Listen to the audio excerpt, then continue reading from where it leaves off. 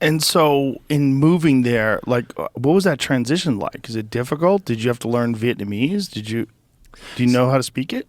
Oh, a little bit. So my wife is Vietnamese, and she.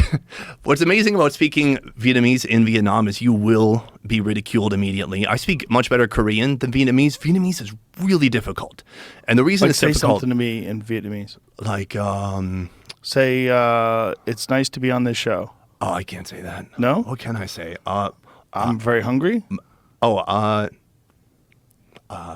So I would say, so this is a whole thing I have to think about it because you're Okay. older than me, so I have to change my pronoun. Oh, Not like how interesting. people change pronouns here. It's Interesting. a different type of pronoun change. So I need to say, I can't say on. If I was talking to my wife, I'm used to saying on, means like older guy. So I'm speaking to you, I need to say younger person. I need to say M. And then what was the sentence again? I'm very hungry. Yeah, so em doi or em doi wa. So even that pronunciation is probably wrong, but I'm saying me, a younger person, hungry, very. And what is the younger person part? Where are you saying that? M. M. Yeah. So if you were talking to like a 20-year-old, how would you say it? How would I refer to them? You wouldn't say M doi Then I would be on. un.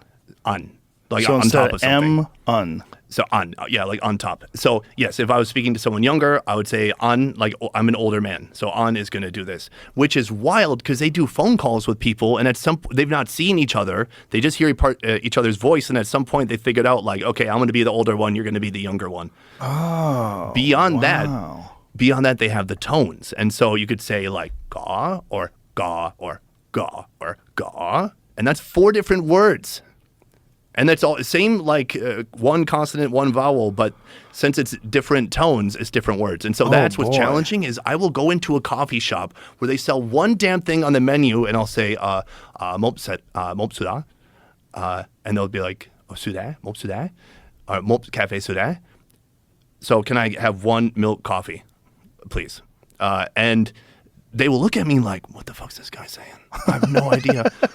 And I've created a term. I've lived in Asia so long. I've created a term called language anticipation anxiety, where they probably think I'm speaking English, and they're like, I don't know these fucking English words at all. What's he saying? And you're trying to speak Vietnamese. I'm trying to speak their language, and they're like, I don't get it. And I'm just like, coffee, just one coffee, like the picture, like the only thing on the menu. So it's so challenging.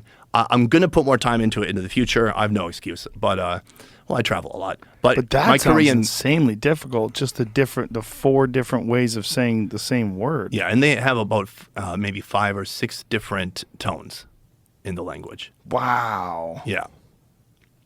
Can you read it?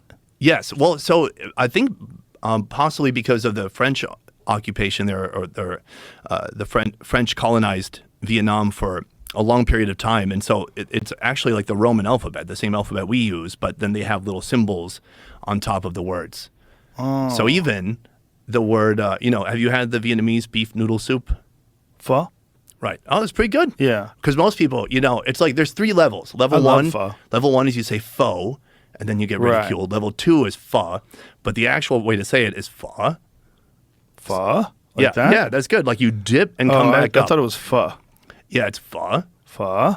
So almost like question, like what? Yeah, right. So that we intrinsically in English, we want to change our intonation to create questions. So like in Korean, I can say, iso? Oh, iso. You have that? Oh, you have that. But if you change your intonation in Vietnamese, you've just changed the meaning of what you're saying. Oh, That's why it's so difficult. Oh my God.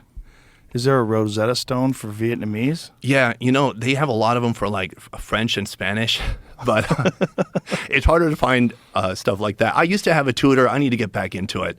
And, I want to be able to speak to my parents-in-law more effectively. So I do need to study more in the future, but it is, maybe Chinese is similarly difficult, but and maybe that click language.